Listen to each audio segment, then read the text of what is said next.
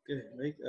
Kita jumpa lagi terkait dengan materi penelitian operasional. Di mana untuk kali ini kita akan bahas terkait dengan model transportasi ya.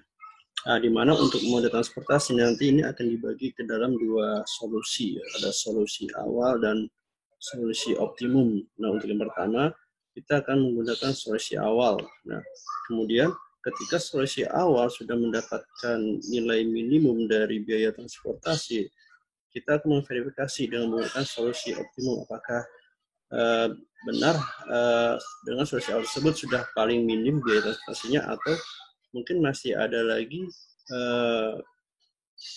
metode lain yang bisa memberikan nilai transportasi yang lebih minimum dibandingkan solusi awal. Oke, di sini definisi ya. Di sini transportasi menggunakan salah satu metode untuk mengatur distribusi ya, distribusi dari sumber yang menyediakan produk yang sama ke tempat-tempat yang secara optimal ya. Jadi di sini transportasi itu nanti akan ada sumber dan ada tujuan. Nah, sumber-sumber ini dia akan mengirimkan produk yang sama ke tempat-tempat yang membutuhkan secara optimal, tapi dengan biaya yang minimum. Nah, kemudian definisi berikutnya, metode transportasi digunakan untuk memecahkan masalah bisnis, ya. Kemudian pembelanjaan modal, alokasi dana untuk investasi, analisis lokasi, keseimbangan perakitan dan perencanaan serta scheduling produksi. Nah, jadi untuk metode transportasi ini itu banyak sekali digunakan untuk case-case yang lainnya. Ya, tidak hanya terkait dengan pengiriman saja dari sumber ke tujuan, gitu ya. Oke, di sini transportasi merupakan kelompok khusus program linear ya, yang menyelesaikan masalah pengelolaan komoditi dari sumber ke tujuan. Jadi ini formulasinya itu semacam seperti linear programming atau program linear. Jadi formulasinya dia lurus, gitu ya.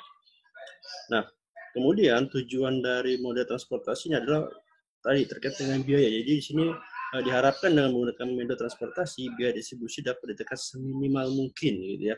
Kemudian memecahkan permasalahan distribusi atau alokasi. Jadi sebetulnya lokasi yang ideal itu harusnya di sini loh ya, karena jaraknya lebih dekat, atau ketika ingin mengirimkan barang gitu ya, dia harus melewati lokasi A, B, C terlebih dahulu karena nanti di situ biayanya akan lebih minimum. Kemudian tujuan lainnya adalah membentukkan jadwal pengiriman ya, dengan meminimalkan total biaya pengiriman dengan memenuhi batas pasokan dan kebutuhan. Ya, jadi meminimalkan total biaya pengiriman ya. Jadi ketika misalnya di satu tujuan yang membutuhkan 500 produk gitu ya, 500 produk misalnya 500 ton beras ya. Jadi dipenuhi sesuai dengan batas pasokan yaitu 500 ya, dan sesuai dengan kapasitas gudang di sana juga tergantung kapasitas si pemasoknya mampu tidak memenuhi sekaligus kebutuhan tersebut.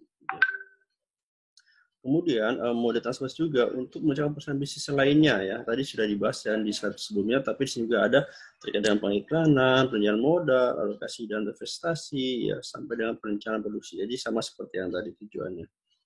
Nah, transportasi juga itu dapat diterapkan untuk inventory control ya, pengendalian persediaan. Nah, kenapa sih bisa bisa diterapkan dalam inventory control ya? Karena ini ada hubungannya ya. Transportasi itu dia mengirimkan quantity ya, jumlah produk. Nah, jumlah produk ini pasti akan mempengaruhi persediaan yang ada dalam gudang. Nah, ketika misalnya bagian warehouseman atau logistik man ya, dia ketika ingin mengirimkan barang ya, dan barang tersebut ternyata dipenuhi secara maksimum, nah otomatis dia akan mengeluarkan barang dari gudangnya sesuai dengan batas maksimum tadi gitu, sehingga pengendalian persediaan itu harus dikendalikan dengan baik agar kebutuhan kebutuhan untuk pengiriman itu tetap dapat dipenuhi oleh bagian gudang gitu ya. Kemudian juga untuk penjadwalan pekerja ya sama. Jadi ketika dia kita akan mengirim di tanggal sekian dengan jumlah 500 ton. Nah, si bagian PPAC dia harus bisa menschedulkan para pekerjanya. Dia harus bekerja mulai tanggal berapa shift gitu ya, apakah dia butuh overtime dan seterusnya gitu, penjadwalan pekerjaan tadi. Kemudian sebagai juga untuk penilaian personil atau personal assignment gitu. Jadi untuk mengetahui oh ternyata si personil kinerjanya bagus gitu ya, karena bisa tadi memenuhi target yang diinginkan agar transportasi ini, pengiriman ini dapat berjalan dengan lancar. Kemudian ciri-ciri aplikasinya ya, di sini terdapat sejumlah sumber dan tujuan. Jadi ada sumber dan tujuan. Nah, sumber ini nanti bisa dari beberapa sumber, dan tujuan juga ini bisa ada beberapa alokasi tujuan gitu ya.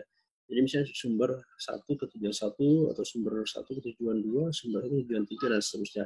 Begitu pula sumber 2 bisa ke tujuan 1, sumber 2 bisa ke tujuan 2, dan seterusnya. Gitu ya. Kemudian kuantitas komoditi barang yang didistribusikan ya, dari setiap sumber yang diminta oleh setiap tujuan besarnya tertentu. Jadi ada batasan kuantitinya yang didistribusikan sesuai dengan demand-nya mereka, dan juga sesuai dengan kapasitas si sumber tersebut. Kemudian komoditi yang dikirim diangkut dari suatu sumber, suatu tujuan sesuai dengan permintaan ya, tadi sama seperti yang jadi sesuai dengan permintaan dan atau kapasitas dari sumber tersebut. Ongkos pengangkutan komoditi dari suatu sumber ke suatu tujuan biasanya tertentu, jadi sudah ditentukan. Oke, kita akan mengirim ke daerah A. Nah, ketika kita mengirim ke daerah A, di sini kira-kira biaya transportasi, para elemen biaya transportasi ada apa saja? Misalnya pemakaian bahan bakar, misalnya dia lewat tol, kemudian mungkin misalnya untuk parking gitu ya. Jadi ada Pak Ogah lah, jadi untuk ngemil di jalanan ya gitu. Jadi sudah dihitung ke sana. Nah, ini tadi ilustrasinya. Ya, jadi ada sumber dan tujuan. Dari sini contoh ada sumber 1, 2 sampai N, dan tujuan 1, 2, N. Nah, sumber 1 ini bisa mengirim ke tujuan 1, tujuan 2, atau tujuan 3. Begitu ada sumber 2. Ini bisa mengirim ke 1, 2, dan seterusnya. Yang M juga seperti itu. Ya, jadi ini polanya bisa seperti ini. Jadi nanti ketika kita hitung dengan mode transaksi, oh ternyata yang paling efektif adalah sumber 2 ke 1, sumber 1 ke 3 misal, atau M ke 2. Nah, seperti polanya. Ini contoh ilustrasinya gitu ya. Nah, tadi sudah saya jelaskan di dalam transportasi itu ada solusi awal dan solusi optimum. Nah, untuk solusi awal di sini ada 3 metode yang dapat dilakukan atau yang dapat digunakan, yaitu ada aturan NYC ya, Northwest Corner, kemudian metode inspeksi atau least cost ya, ongkosan terkecil, dan juga metode FAM, Fogger Approximation Method. Nah, kita akan coba menganalisis dulu dengan solusi awal dengan menggunakan NYC, inspeksi FAM. Nah, kemudian dari ketiga metode ini mana yang memiliki biaya transaksi yang lebih kecil. Nah, setelah itu kita akan memverifikasi dengan tabel optimum untuk melihat apakah masih bisa biaya tersebut diminimumkan lagi ya. Setelah menggunakan solusi awal, kita masuk ke optimum, yaitu dengan menggunakan metode stepping stone ataupun MODI gitu ya.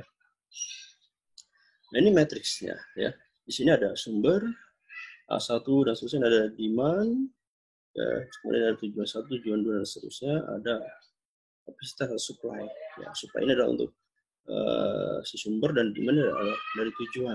Sedangkan di sini adalah kotak-kotak ini akan ditentukan biaya-biaya transportasinya di setiap tujuan gitu ya.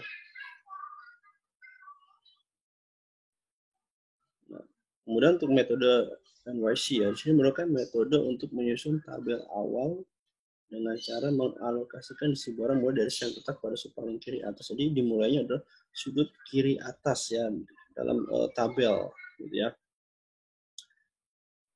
Jadi sini aturan yang pertama, pengisian alokasi cuma dari ujung kiri atas, kemudian alokasi jumlah maksimum terbesar sesuai dengan kebutuhan dan kemampuan dari sumber tersebut gitu ya. Kemudian bergerak ke kotak berikutnya ke kanan bila masih dapat supply yang cukup. Nah, di sini ada contoh untuk metode NWC atau Northwest Corner. Ini contoh suatu perusahaan mempunyai 3 pabrik produksi dan 5 gudang penyimpanan hasil produksi. Jumlah barang yang diangkut tentunya tidak melebihi produksi yang ada, sedangkan jumlah barang yang disimpan di gudang harus ditentukan jumlah minimumnya agar gudang tidak kosong. Kemudian tabel matriks berikut menunjukkan jumlah produksi paling banyak bisa diangkut. jumlah minimum harus disimpan di gudang dan biaya angkut per unit barang dalam SMU, satuan mata uang. Jadi satunya nanti mata uang gitu ya. Ini contoh. Ini ada gudang atau pabrik 1 P2 P3, ada gudang G1, G2, G3, G5. Ini adalah kemampuan supply si pabrik 1 800, kemampuan supply pabrik 2 600, kemampuan supply pabrik 3 ada 1100. Kemudian demand dari setiap gudang. G1 400, G2 400, G3 500, G4 400, G5 800 ya. Dikalikan antara demand dengan supply itu 2.500 sama. Nah, sedangkan yang ini adalah biaya transportasi atau biaya pengiriman. Oke ya, ini contohnya tadi saya jelaskan terkait dengan tabel ini. Nah, kemudian ketika kita menggunakan metode NYC, di sini ada prosedur penyelesaiannya ya. Kita langsung saja ke jawaban, gitu ya. Di sini ada gudang 1 sampai 5 dan kemampuan supply dari sumber ini P1, P2, P3. Nah, sekarang kita akan lihat. Nah, di sini gudang 1 dia butuh 400 unit, misalnya satuannya unit. Ya. Nah, sedangkan kemampuan P1 untuk menyuplai barang dia 800. Nah, kita mulai dari sini kotak sudut pojok kiri atas ya. Jadi kita akan alokasikan komoditi atau barang atau produk sebanyak 400 untuk gudang 1 karena dia mampu mengirim sebanyak 800 ya. Oke, kita masukkan 400. Sini 0 habis kan sudah terpenuhi. Nah, kemudian di sini masih ada sisa 400. Kita bergeser ke gudang 2. Nah, gudang 2 demand-nya dia 400. Tadi di P1 dia masih sisa 400 sehingga kita input gudang 2 itu dari P1 sebanyak 400. Ya. Nah, ini 00 semua karena stok di P1 sudah habis. Ya, 800 sudah dikeluarkan untuk gudang 2 dan gudang 2 juga sudah terpenuhi kebutuhannya sebanyak 400. Nah, kemudian kita bergeser ke bawah ke pabrik 2. Nah, di sini dia mampu suplai sebanyak 600. Kemudian kita lihat gudang 3. Gudang 3 dia kebutuhannya adalah sebanyak 500. Nah, kita penuhi sesuai dengan kebutuhan di gudang 3 karena kita mampu menyuplainya yaitu sebanyak 500. Gitu ya. Berarti gudang 3 sudah terpenuhi dan masih ada sisa 100 di pabrik 2. Nah, kita lihat di G4. G4 itu dia butuh 400 ya. Karena masih ada 100 kita kirimkan 100. Habislah di P2. Ya, sedangkan di gudang 4 dia masih sisa 300, kekurangan 300 ya, kita ambil dari pabrik 3. Sebanyak 300. Oke, sini sudah habis, berarti G4 sudah terpenuhi dan di sini masih sisa 800 untuk mensuplai ke G5 sebanyak 800. Oke ya. Nah, sekarang kita hitung berapa biaya transportasinya sesuai dengan pola transportasinya itu P1 ke G1, P1 ke G2, P2 ke G3, P2 ke G4, P3 G4, P3 G5 ya. Dengan cara seperti ini, biaya transportasi dikalikan jumlah komoditi yang dikirimkan, ya, jumlah barang yang dikirimkan, ya, kemudian ditambah ke lokasi berikutnya, biaya transportasi berikutnya dikalikan jumlah yang dikirimkan dan seterusnya. Jadi seperti 50 kali 400 adalah biaya transportasinya, 400 adalah jumlah barang yang dikirimkan. 50 kali 400, 80 kali 400, 70 kali 500, 60 kali 100, yang ini 60 kali 300, tambah 40 kali 800, sehingga totalnya dapat 1.430.000. Nah, ini untuk dengan metode NYC, diperoleh biaya pengiriman sebesar 1.430.000. Nah, ini kita belum bisa bilang dengan metode NYC ini biaya pengirimannya kecil atau biaya transaksinya kecil, tapi kita akan lihat dengan metode yang berikutnya dengan case yang sama. Ya. Nah, tadi seperti ini pola pendistribusiannya dengan memberikan arah panah. Nah, sekarang dengan metode inspeksi atau list cost. Jadi kita mulai dengan membeli sel dengan biaya terkecil ya untuk pengalokasian distribusi barangnya. Ini contoh. Masih contoh yang sama ya. Kita lihat dari matriks ini atau tabel ini biaya terkecilnya berapa? Ya. Oh, ternyata biaya terkecilnya adalah 30 di sini ya. Sehingga kita lihat Oke, G5 dia biaya terkecil sebesar 30 dikirimkan dari P1. P1 dia mampu supply 800. Kemudian berapa demand untuk G5? Oh, ternyata di 800. Ya, kita alokasikan langsung sebanyak yang dibutuhkan di G5. 800. Habis di P1. Kosong, tidak stok, dan kebutuhan atau demand di G5 sudah dipenuhi. Gitu ya. Nah, kemudian di luar sel-sel yang diberikan angka 0, ya sini ini ada angka 0, kita lihat lagi mana biaya yang paling terkecil lagi gitu ya.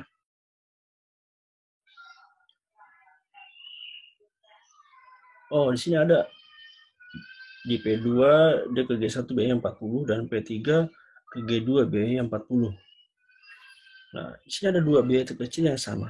Nah, sekarang kita akan lihat demand-nya. G1 demand-nya berapa? 400. G2 demand-nya berapa? 400. Nah, kemudian kemampuan supply di P2 itu berapa? 600 dan P3 1100. Wah, ini banyak sekali gitu kemampuannya ya. Nah, kita pilih yang kemampuan supply yang mendekati demand, yaitu kita pilih yang P2 600 yang akan mengirimkan ke G1 sebanyak 400.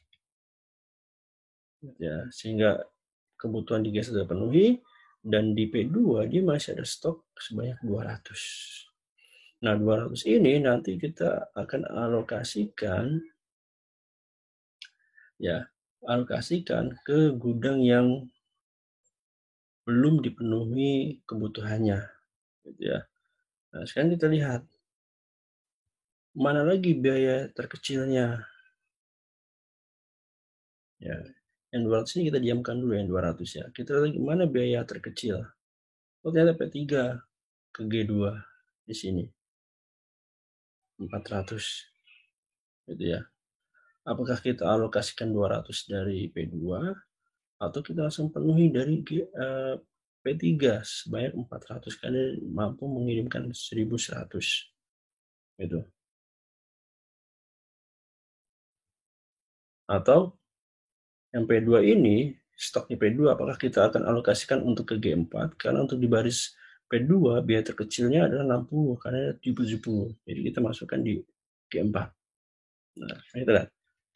Nah, ternyata kita penuhi dulu permintaan G2 sebanyak 400 karena dia biaya terkecilnya di sini dan 1100 dia mampu mengirimkan di sini ya. Jadi sisa 700. Jadi di sini masih ada sisa 200, ini sisa 700.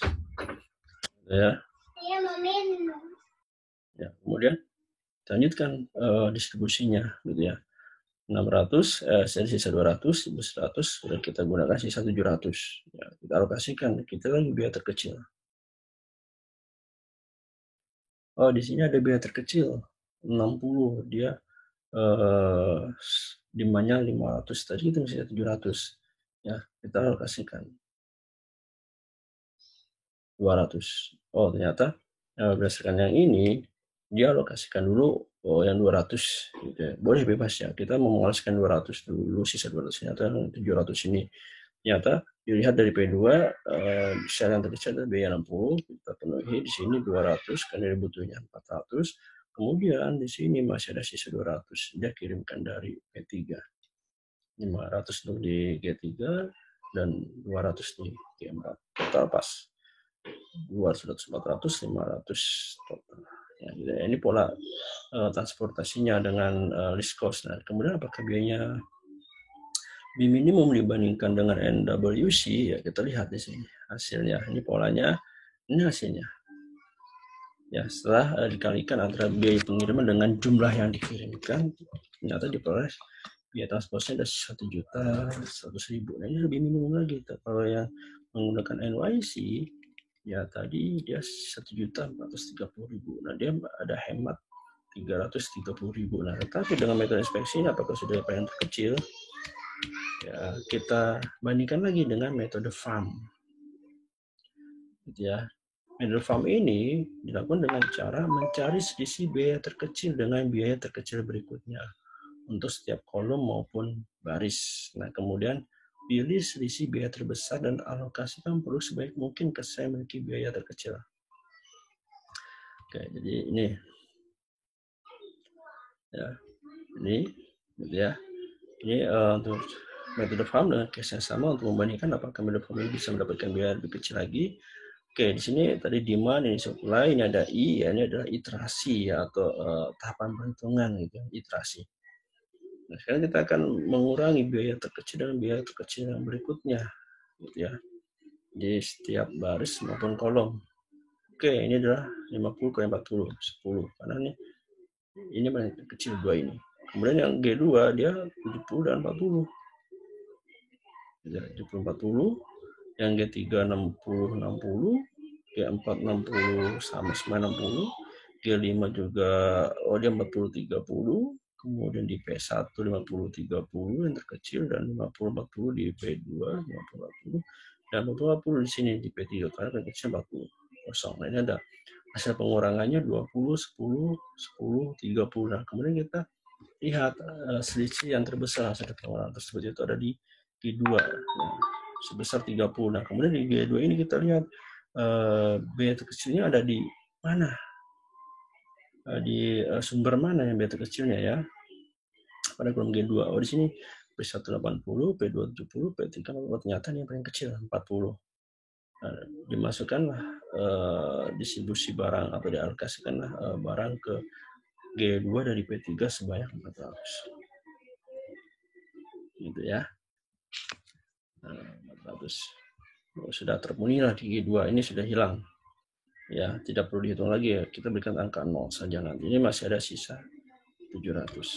Ya, sisa 700 sekarang penuhi di sini. Tadi tersisa sekali terasi 2. Masih sama, dikurangi biaya yang kecil dan terkecil berikutnya gitu ya. Nah, ini hasilnya 10, ini karena sudah terpenuhi kita tulis 0 saja, 60 60 0, 40 30 10, 50 kali 30 20, 50 40 10, 80 60 ya, 20. Ya, 20 20. Nah, sekarang kita lihat. Di sini ada dua selisih angka yang terbesar sama, yaitu 20 di P1 dan 20 di P3. Nah, kemudian kita lihat biaya terkecil di antara baris P1 dan P3. Oh, ternyata ada di G5, 30 itu di baris P1. Nah, alokasikanlah sebanyak kebutuhan di G5. G5 butuhnya 800. Penuhilah 800 dari P1. Kan? Habis P1 dan ini sudah 0. Ini juga sudah menjadi 0. Ini ya. Oke. Termasuk iterasi ketiga. Ya, ini sudah 0, 0, 0 dan ini sudah habis di P1 ya, masih ada sisa di P2 dan P3. Kita hitung lagi selisih tadi biaya terkecil dan terkecil berikutnya. Oke, ternyata ini sudah berubah. Ini sudah habis, jadi yang itu hanya 80 dikurangi 40, 840. Di sini harusnya 70 dikurangi 60. Oke, 10 di sini 60 kali 60 0. Ini 60 kali 60 60, 60 kali 40 60 kurangi 40 30. Oke, dapat dari sini sisi yang terbesar pengurangan. Dilihat mana yang biaya terkecil di G1 itu. Oh, ternyata di 40 itu 40 di P2. Demandnya berapa? Oh, 400. Kirimkanlah dari P2 sebanyak 400. Oke, habis. Sini masih ada sisa 200. Ya. Kemudian kita lihat apakah masih membutuhkan perhitungan iterasi keempat atau bisa langsung kita alokasikan dengan sisa stok di P2 dan P3 ya. Nah, nanti harus kita hitung lagi sampai iterasi keempat. Nah, jadi berikutnya di sini itu G3 ya, ini yang masih kosong G3, G4, P2, P3 ya, masih ada stok 700. Nah, sekarang kita lihat selisihnya lagi, kita hitung. Oh, ini 70 60 10 60 60 harusnya 0 ini ya, 60 60 ini 0 bukan 10. Kemudian 70 60 10 60 60 0. Jadi ada dua angka yang sama terbesar 10 10. Nah, kemudian kita lihat mana yang paling kecil. Sama. Ini ada 60 sama 60 juga ya, tinggal kita alokasikan 200 atau 700 ya. Oke, kita masukkan yang 700 sesuai dengan kebutuhan di sini. Yang G3 itu sebanyak 500. Ya, sisa 200 di sini. Ya, kita ulangi lagi. Oh, ini ternyata sama. yang biaya terkecil 60 dan 60. Kemudian kita lihat demand-nya di G3 500, G4 400, di sini ada 700. Oh, kita bisa masuk ke di G3 500, kita supply 500. Misalnya dimasukkan ke sini, tidak perlu lagi ke perhitungan iterasi kelima. Nah, sekali lagi, nah di sini sudah dipenuhi dari P3 sampai 500, jadi sisa 200, ini juga sisa 200. Nah, sisa 200 di P2 dan P3 ini dialokasikan ke G4, 200 dan 200. Ini, nah seperti ini polanya. Nah, sekarang kita hitung biayanya. Apakah lebih kecil dibandingkan dengan inspeksi? Kalau inspeksi karena sudah kecil dibandingkan NYC. Kita lihat, oh ternyata biayanya sama. Ya setelah dihitung, total biaya sama 1.100.000. Nah, sehingga tinggal kita simpulkan atau kita pilih, kita menggunakan pola berdasarkan metode inspeksi pengirimannya atau menggunakan pola berdasarkan metode FAM untuk pengirimannya, karena di situ biayanya sama 1.100.000, ya tidak ada perbedaan, gitu ya. Nah, ini ada studi kasus, silakan dicoba, gitu ya. Apakah metode NYC, apakah metode inspeksi, apakah metode FAM yang memiliki biaya terkecil, gitu ya. Di sini kita masih menggunakan solusi awal ya, belum menggunakan solusi optimum ya. Kita lebih dulu menggunakan solusi awal untuk melihat dengan metode mana yang memiliki nilai atau biaya transportasinya yang terkecil, gitu ya. Oke, nah kemudian bagaimana ketika case-nya, ya, ketika case-nya di sini ternyata antara demand dengan supply dia tidak sama, gitu ya. Nah, di sini sama. Ini ditotalkan 2.500 dan ini ditotalkan 2.500, sama. Tapi gimana ketika ini berbeda, gitu ya. Nah, ketika case ini berbeda antara jumlah demand dengan supply, kita harus memberikan dummy. Dummy itu tambahan ya, aktivitas tambahan. Baik itu nanti di sumber ataupun di tujuan. Kita lihat sesuai kekurangannya ada di mana, gitu ya. Nah, di sini saya kasih ilustrasi misalnya. Saya paste di sini. Nah, ini saya hilangkan dulu.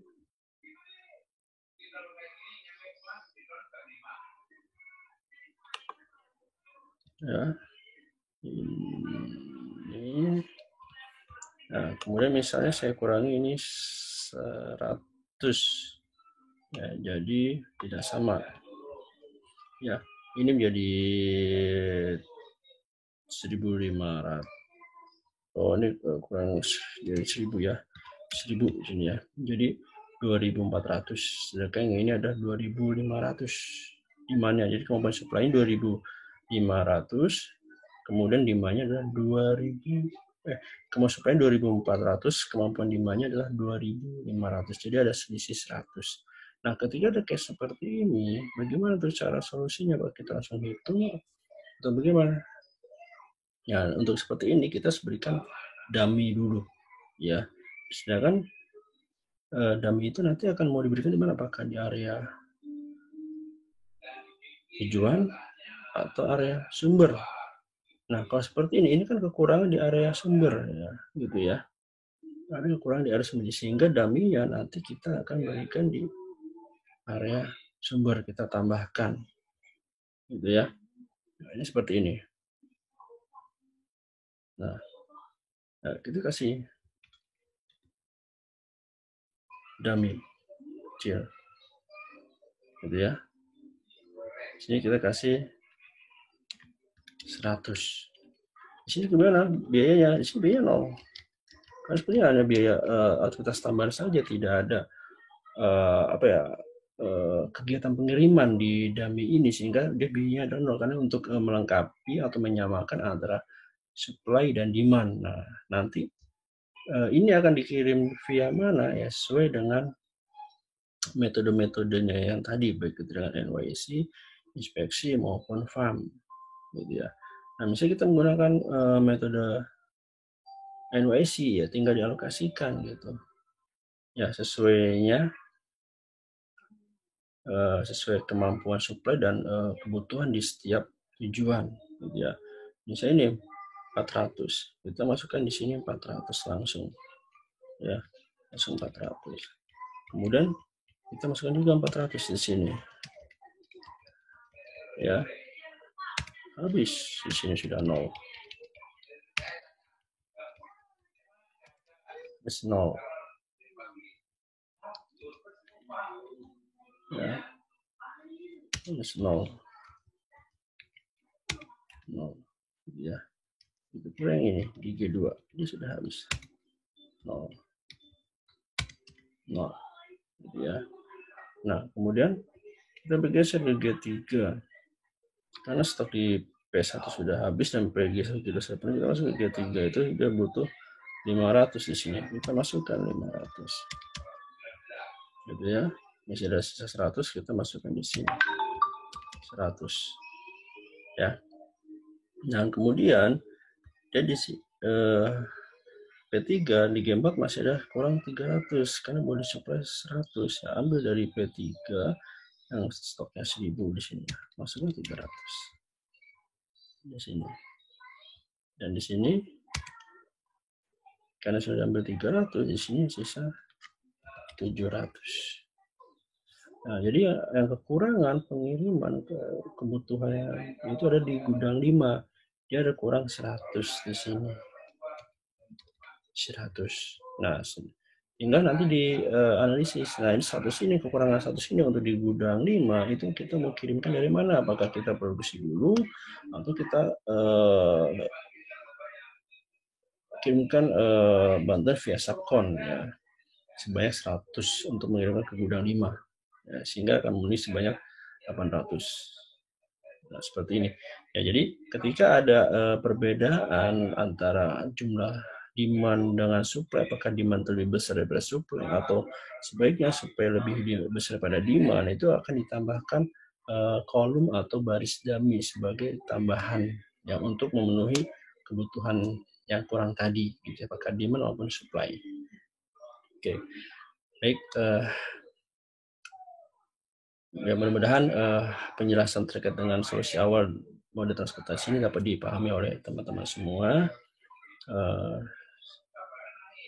Semoga bisa sebagai menjadi referensi ketika kalian mendapatkan kasus dari tempat kalian bekerja untuk meminimasi biaya transportasinya, gitu ya.